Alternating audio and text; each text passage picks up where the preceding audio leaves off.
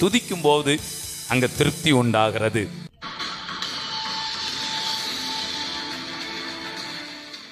யோசபாத்தை குறித்து நமக்கு தெரியும். எத்தனை தேசத்திலிருந்து விரோதமா படையெடுத்து வந்தாங்க? மோவாப், அம்மோன், சேயீர் மலை தேசத்தார். இப்ப பாருங்க, ஆரம்பத்துல 3 தேசத்திலிருந்து படையெடுத்து வந்தாங்க. இவருக்கு தொடெல்லாம் நடுங்கிட்டு.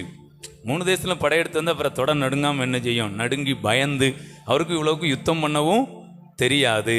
ஆனா அவர் ஆண்டவரை தேடுறாரு. ஒரு ஆலோசனை வருது.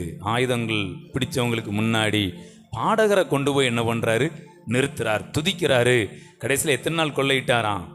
3 நாட்கள். அப்போ ஒவ்வொரு தேசத்துக்காரங்கள்ட்டையும் ஒவ்வொரு நாள் கொள்ளையிட்டு பொன்னோடு கூட திரும்பி வந்தார். Price God. ஸோ நீங்க துதிக்கும் போது அங்க திருப்தி உண்டாகிறது.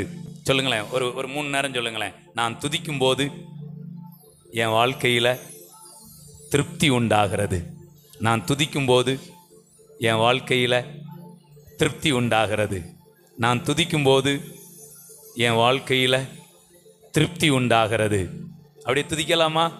இந்த உலகத்தை நீ படைத்தீர், எல்லா உரிமையும் எனக்கு அளித்தீர். இந்த உலகத்தை படைத்தீர், எல்லா உரிமையும் எனக்கு அளித்தீர். இந்த உலகத்தை நீ படைத்தீர், எல்லா உரிமையும் எனக்கு அளித்தீர். உம் நாமமே தழைத்தோங்க, நான் பாடுவேன் உமக்காக.